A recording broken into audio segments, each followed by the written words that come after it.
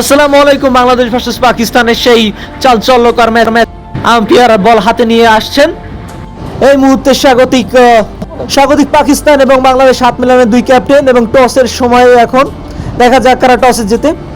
আসসালামু আলাইকুম। বাংলাদেশ ভার্সেস পাকিস্তানের একটা ম্যাচ আয়োজন করা হয়েছে। এটা হচ্ছে স্টিল মাঠ। এখানে আছে পাকিস্তানের ক্যাপ্টেন ইমরান এবং তার পাশে রয়েছে বাংলাদেশের ক্যাপ্টেন ইউসুফ। এখন আমরা টসে চলে যাব। ওখানে আম্পায়ার এখন টস করবেন এবং টস করলেন, দেখা যাক কার ভাগ্যে কি পড়ে।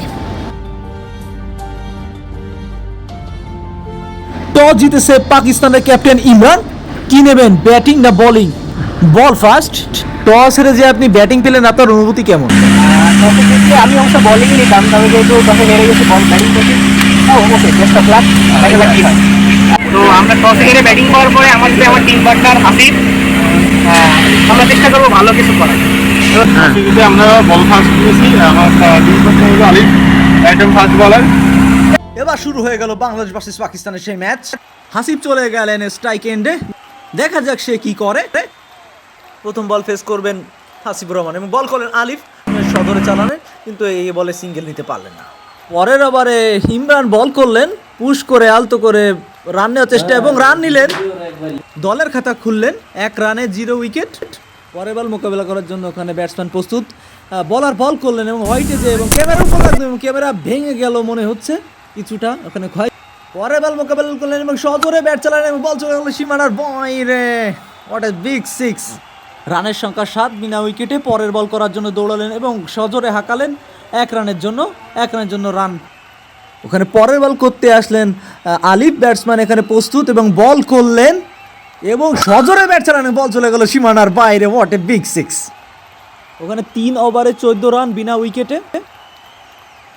পরের বল করার জন্য প্রস্তুত ওখানে বলার, ব্যাটসম্যানও প্রস্তুত এবং বল করলেন, বলটা সজোরে আবারও বড় 6। এটা দেখার মতো ছিল।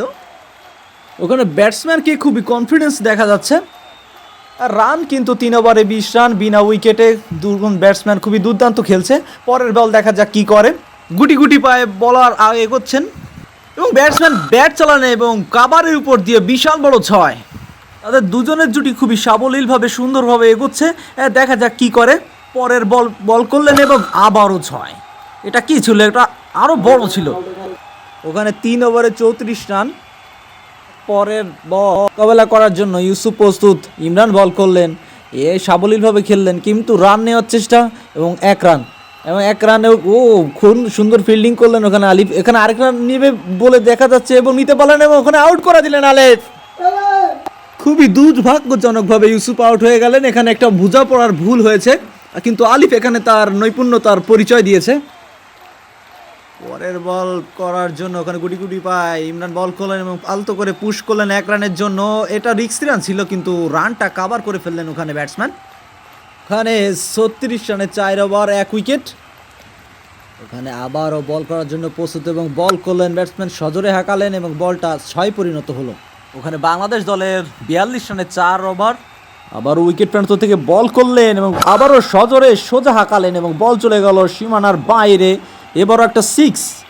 রান সংখ্যা হয়ে দাঁড়ালো 48 4 ওভারে। এখানে বলার প্রস্তুত এবং বল করলেন, একই বল না করে তিনি একটা ভুচকি দিলেন, যেটা বলায় বাংলাকে ভুচকি, এবং আবারও বল করলেন এবং ব্যাটসম্যান এখানে ভুচকি দিলেন, যেটা দেখা যায়। এবং পরের বল দেখা যাক কি করেন। ওখানে প্রস্তুত, ব্যাটসম্যান প্রস্তুত, বলার প্রস্তুত এবং বল করলেন আবারও একটি 6। এখানে আপনার 5 ওভারে জিততে হলে রানের সংখ্যা রাখতে হবে খুবই বেশি। বাংলাদেশে এখানে 54 রানে 5 ওভারে 1 উইকেট। পরের বল করার জন্য প্রস্তুত এবং বল করলেন এবং আবার একটি 6। এখানে রান সংখ্যা হয়ে দাঁড়ালো 60 এবং পরবর্তী বল করার জন্য বলার ছুটছেন, বল করলেন এবং আবার একটি 4।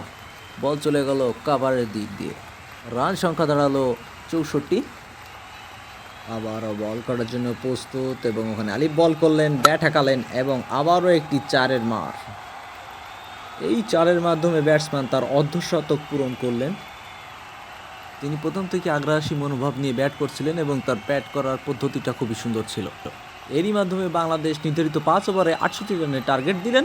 পাকিস্তানকে এখানে 69 রানের মোকাবেলা করতে হবে।